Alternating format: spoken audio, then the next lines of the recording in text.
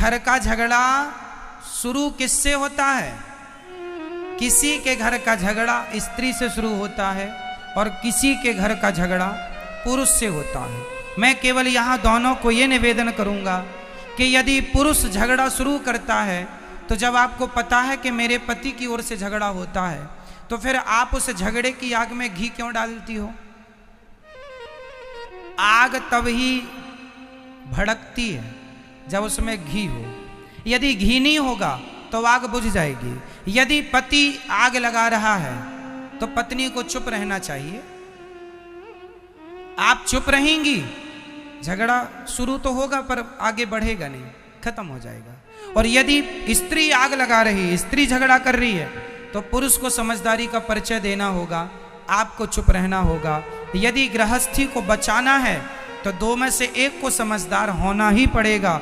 दोनों मूर्ख हुए तब तो गृहस्थी चल ही नहीं सकती। चलेगी बताइए?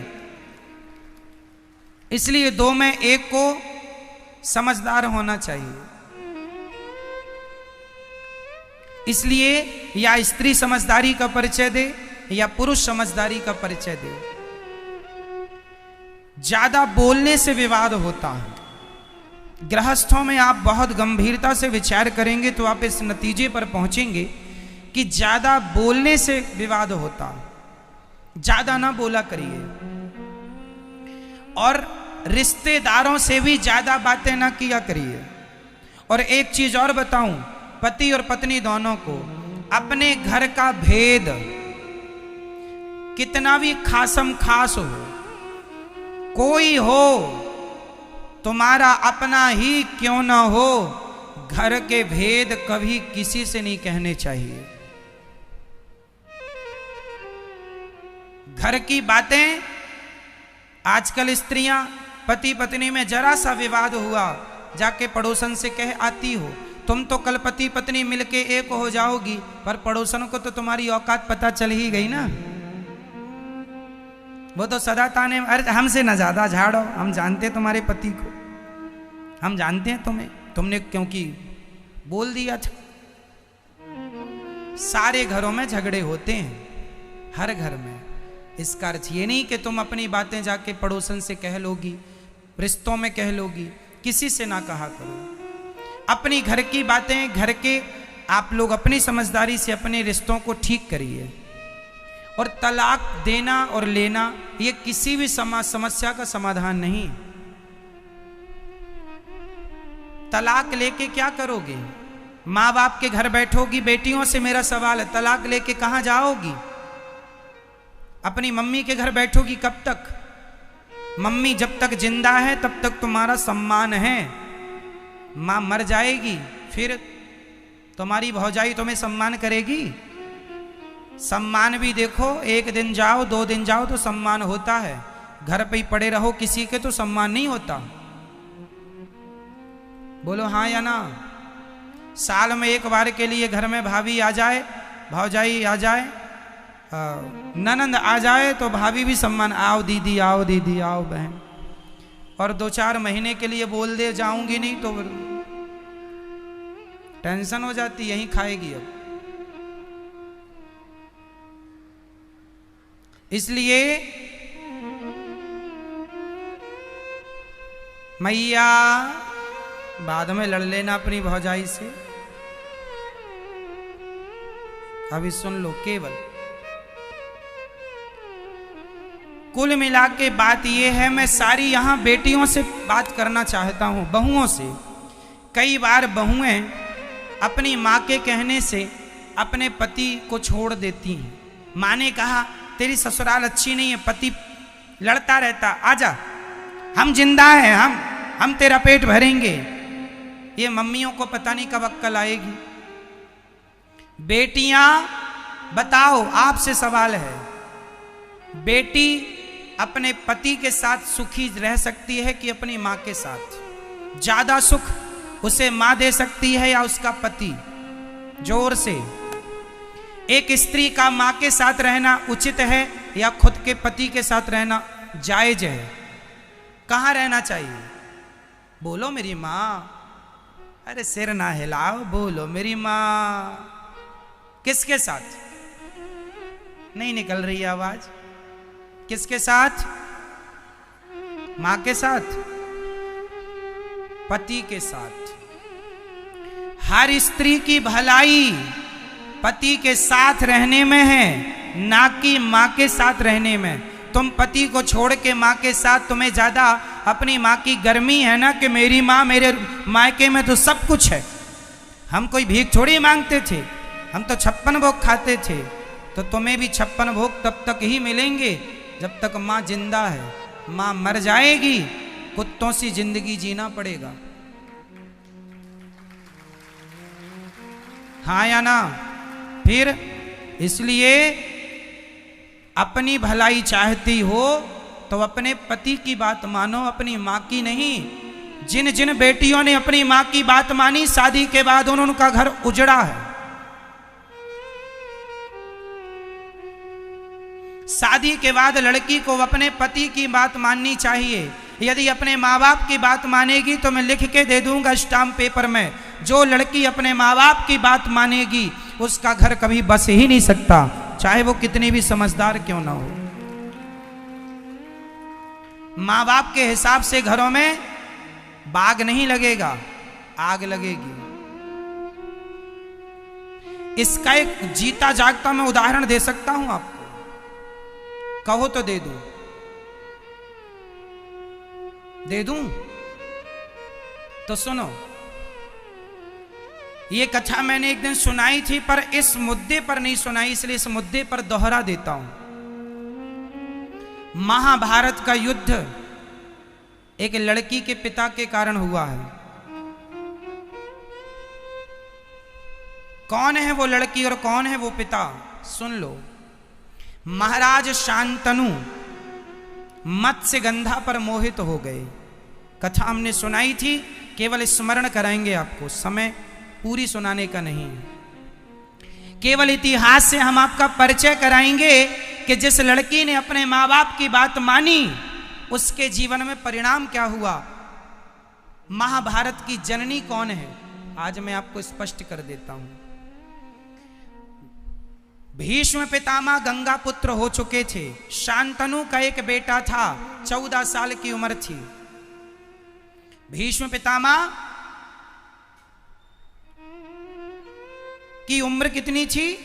14 साल का छोरा था भीष्म पितामह की उम्र। ये गंगा पुत्र थे। शांतनु गंगा जा चुकी थी, अपनी पत्नी के वियोग में ये तड़पते थे। एक दिन एक महिला इन्हें मिल गई, बड़ी सुंदर थी, उनसे विवाह करने का मन हुआ। उसका नाम था सत्यवती। मत्स्यगंधा भी कहते हैं, योजन गंधा भी कहते हैं। कई योजन तक उनके शरीर से खुशबू निकलती है, इसलिए योजन गंधा भी कहते हैं। ठीक है, मछली की गंध आती थी इसलिए मत्स्यगंधा भी कहते हैं। सत्यवती नाम है। सत्यवती एक केवट की बेटी थी, कथा हमने उस दिन विस्तार से सुनाई थी। तो केवट मतलब लड़की का बाप। चलो, अब लड़की का बाप चला हस्तिनापुर। हस्तिनापुर में महाराज शांतनु राजा थे। शांतनु तो अंदर थे। भेंट हो गई भीष्म पितामह से। उस समय भीष्म पितामह की उम्र कितनी थी? 14 साल के बच्चे से भेंट हो गई। तो जो लड़की का पिता मतलब मत्स्यगंधा का, सत्यवती के पिता जो केवट थे, उन्होंने कहा, एक लड़की के बाप की दास्ता कह रहा हूं। उस व्यक्ति ने कहा, लड़की के पिता ने कहा कि कहो कुमार, राजकुमार, तुम्हारे पिता का दिल मेरी बेटी में आया है, शादी करना चाहते हैं। तो राजकुमार ने कहा, भीष्म पितामह ने कहा, जब मेरे पिता का निर्णय है और आपका निर्णय है तो आप देख लो। तो लड़की के पिता ने कहा कि मैं शादी तो कर दूंगा, पर मेरी बेटी तो इस घर में नौकरानी बन के रहेगी। क्यों? क्यों नौकरानी बनेगी? भीष्म पितामह ने पूछा। तो लड़की के पिता ने कहा, आप तो राजा के पहले बेटे हो, राजा तो आप ही बनोगे, और हमारी बेटी का जो बेटा होगा उसकी तो कोई पूछ नहीं होगी। तो भीष्म पितामह ने तुरंत प्रतिज्ञा की मेरे पिता की खुशी यदि इस महिला से है तो मैं आपको वचन देता हूं कि मैं कभी विवाह नहीं करूंगा, मैं कभी विवाह नहीं करूंगा और इस गद्दी पर आपकी बेटी से उत्पन्न हुआ बेटा ही बैठेगा। ये देवताओं को साक्षी मानकर 14 साल के बेटे ने प्रतिज्ञा कर ली। इसी का नाम है भीष्म प्रतिज्ञा। अब सुनो, सत्यवती के बेटे हुए, उनके कोई संतान नहीं हुई। फिर संतानें व्यास जी के द्वारा हुई। धृतराष्ट्र, पांडु धृतराष्ट्र बैठे सत्ता पे और धृतराष्ट्र को पुत्र। यदि भीष्म पितामह उस गद्दी पर बैठते तो महाभारत का कभी युद्ध होता?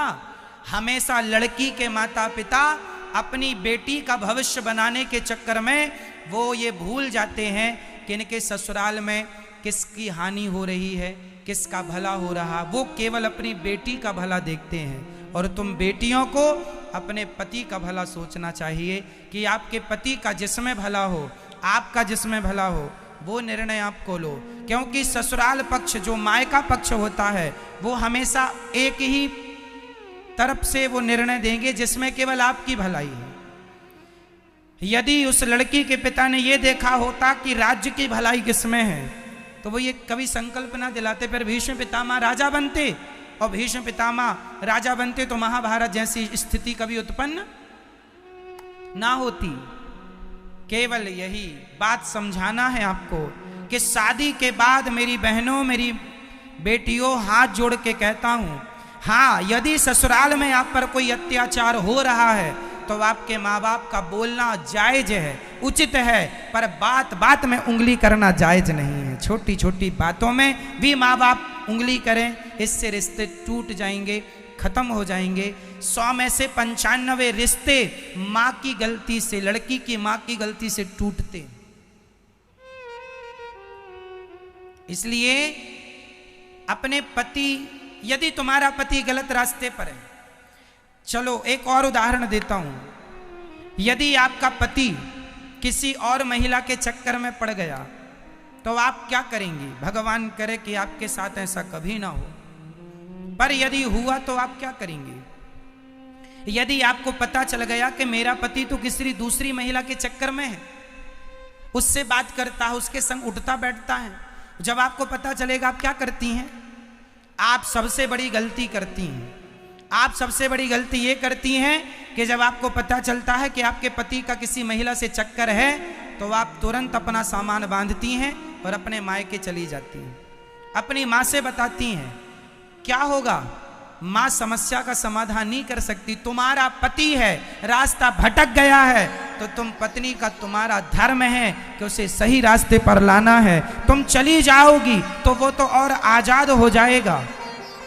इसलिए उस समय तुम्हें अपनी माँ के पास नहीं, अपने पति के पास रहना है और उस महिला के पास जा करके उसे सबक सिखाना है। समझाओ प्यार से, बातों से माने तो बातें, कोर्ट कचहरी से माने तो वो, नहीं तो लातें कहाँ चली गई।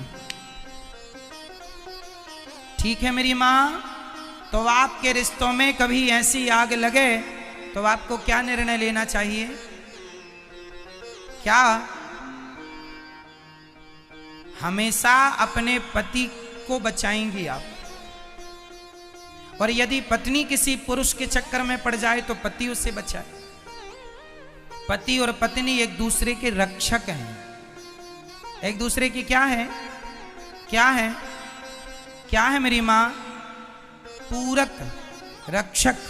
इसलिए कभी आपका पति एक तो रास्ता ना भटके, यही अच्छा है, पर रास्ता भटके तो आप तुरंत अपने पति कुछ भी कहे पर आपको उस महिला को सबक सिखाना चाहिए। यदि हर स्त्री अपने पति के लिए उन महिलाओं को सबक सिखाने लगी तो समाज की महिलाएं डर जाएंगी कि यदि हमने इसका घर बिगाड़ा तो हमारी बदनामी होगी, जमाना हमें क्या कहेगा। आप तो गलती ये करती हैं कि आप उठाए झोला मायके चली गई, यहाँ पति उसके संग मौज करता रहा और तुमने तलाक ले लिया, तलाक लेके घर बैठ गई। इससे तुम्हें क्या मिला?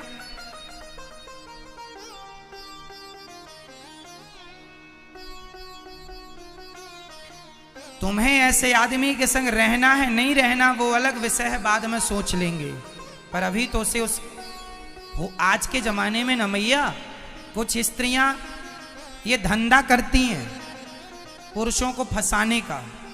हो सकता है तुम्हारा पति भी उसका शिकार हो चुका हो। आजकल मार्केट में ये बड़ा धंधा चल रहा है। जो अच्छे लोग हैं उन्हें ये महिलाएं अपने झूठे जाल वाल में फंसाती हैं। हो सकता उनमें से आपका कोई अपना हो। इसलिए हर पुरुष से मैं निवेदन करूंगा, पराई नारी से सदा बच के रहो। पराई नारी कभी तुम्हारी सगी नहीं हो सकेगी। कभी पराया ना पराई नारी सगी होगी ना पराया पुरुष सगा होगा। अपनी पत्नी और अपने पति में ही विश्वास करना सीखो। यदि तुमने किसी और के आंसुओं पे चले गए तुम्हारा सर्वनाश हो जाएगा। कुछ महिलाएं कैसे फंसाती हैं। एक महिला एक पुरुष के पास आई, रोने लगी, हमारा पति हमें बहुत मारता है। तो पुरुषों की तो दया बड़ी होती है। अच्छा बहुत मारता, आओ हमारे पास बैठो, कॉफी पियो, चाय पियो। अब वो नारी ने क्या किया, ऐसे कॉफी चाय पीते पीते ये उसके संग रहने लगा। बड़ा वो रोए कि हमारा मारता, हमें तो प्यार ही नहीं करता। तो ये बैठा सबका ठेका लेके कि मैं करूंगा तेरे से प्यार, अब तेरा पति तो करता नहीं है। और ये इस चक्कर में बेचारा बड़ा दयालु बन रहा, अपना विनाश कर रहा। इसकी पत्नी को पता चला, इसने देख लिया कि ये तो दूसरी महिला के संग बैठा है। तो इसकी पत्नी ने तुरंत कहा, कौन है ये? बोलता है मैंने बड़ा धर्म किया है, बड़ा पुण्य किया है। कौन सा पुण्य कर दिया तुमने? बोले इसके पति ने इसको प्यार नहीं किया, बहुत डांटता है, बहुत मारता है, तो मैं इसको प्यार करता हूं। अब तुम भी मेरी पत्नी हो और ये भी मेरी है। लो, ये कौन है? इन्हें क्या कहेंगे? क्या यही गृहस्थ जीवन का धर्म है? रोते हुए की मदद करना अच्छी बात है। विपत्ति पे किसी के संग खड़े हो जाना अच्छी बात है, पर किसी विपत्ति का आप उससे उसके बदले में उसका चरित्र मांग लें, ये बहुत बुरी बात है। कि तेरी मदद मैं चरित्र के बदले करूंगा या करूंगी। इन चक्करों में ना पड़ा करो। समाज बहुत गलत रास्ते पर चल चुका है, बहुत गलत कदम बढ़ चुके हैं लोगों के। समाज में क्या क्या लोग कर रहे हैं कहा भी नहीं जा सकता। क्यों मैया, बहुत कुछ हो रहा समाज में या नहीं? तो ऐसी गंदगियों से आपको अपने पतियों को बचाना है, अपनी पत्नियों को बचाना है और आने वाली पीढ़ी को, बेटा और बेटियों को बचाना है इस गंदगी से। कहीं आप शिकार ना हो जाए। इसलिए पति पर जब कोई चरित्र का हमला होगा तो सबसे पहले साथ कौन खड़ा होगा? पत्नी। और पत्नी के संग पति। और एक दूसरे के चरित्र की रक्षा करो, एक दूसरे के काम आओ और प्रेम से गृहस्थी निभाओ। एक दूसरे से प्रेम करो। पत्नी पति से प्रेम करे, पति पत्नी से प्रेम करे। जैसे हमारे राम सीता से प्रेम करते हैं और सीता राम से प्रेम करती हैं। और दोनों से प्रेम हो और दोनों पति पत्नी मिलकर दोनों भगवान से प्रेम कीजिए। यही सदगृहस्थ है, यही गृहस्थी है मेरी माँ। मैया समझ में आई बात? तो गलत रास्ते पर आप तो नहीं जाएंगे ना कभी। तो आप अपने पत्नी से और अपने पति से झगड़ा तो नहीं करेंगे। मैया आप लोग अपने पतियों से प्यार करती हो कि नहीं? बोलो हाँ या ना। बोलो हाँ या ना। करते हैं मैया? हाँ करते। तो आपका पति आपसे प्यार करता है कि नहीं? चलो आप तो करती हो अपने पति से, पति करता है कि नहीं? नहीं, कभी तो आई लव यू का ही होगा उसने। नहीं कहा कभी?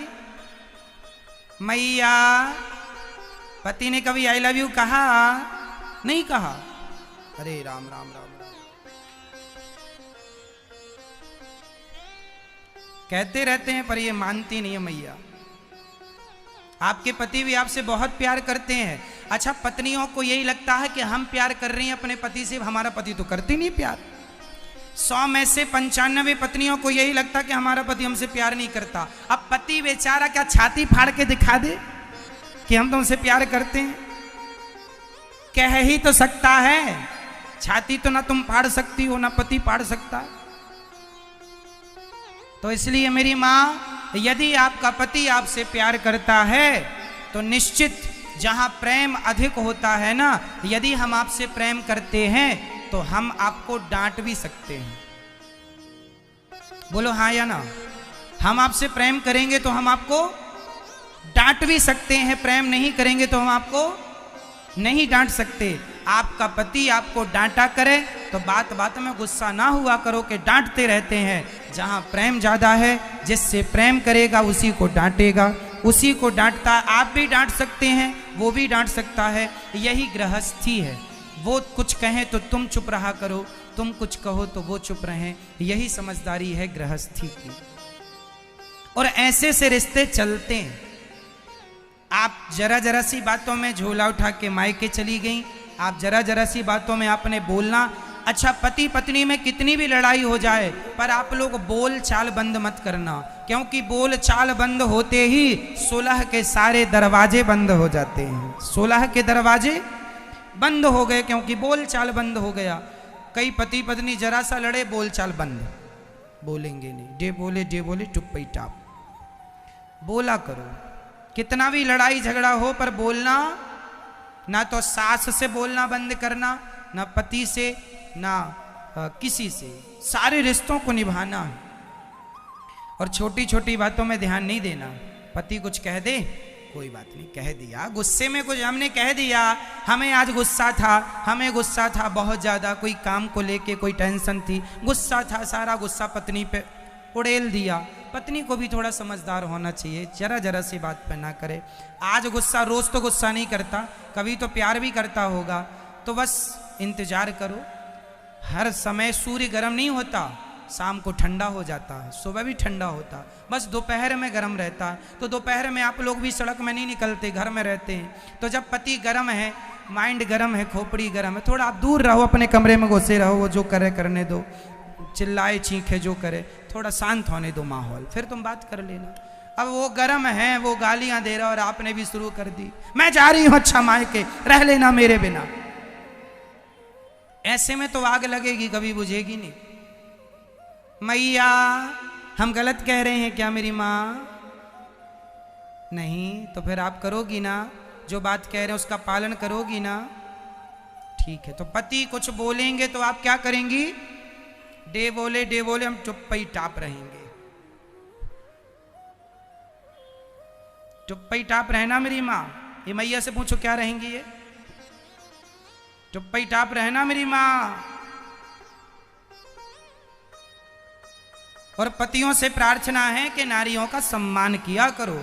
यदि आपकी पत्नी आपको परमेश्वर मानती है, भगवान मानती है, तो पुरुष का भी कर्तव्य है कि वो अपनी नारी को हमेशा लक्ष्मी मान के उसका सम्मान करे, देवी मान के उसका आदर करे, और कभी अपनी पत्नी के लिए अपशब्द ना कहे, उसे गालियां ना दे। ये पति की समझदारी है। हर पुरुष को चाहिए कि वो नारी जात का सम्मान करे। हर नारी को चाहिए पुरुष का आदर करे। बस प्यार दो, सम्मान दो और सम्मान लो। ठीक है मेरी माँ? चलो, तो भगवान गोपियों को समझाते हैं पति की सेवा करना है और पति के साथ रहना है सारी जिंदगी, खुश रहना है, प्रसन्न रहना है। रिश्तों की अहमियत को समझो, रिश्तों को निभाओ।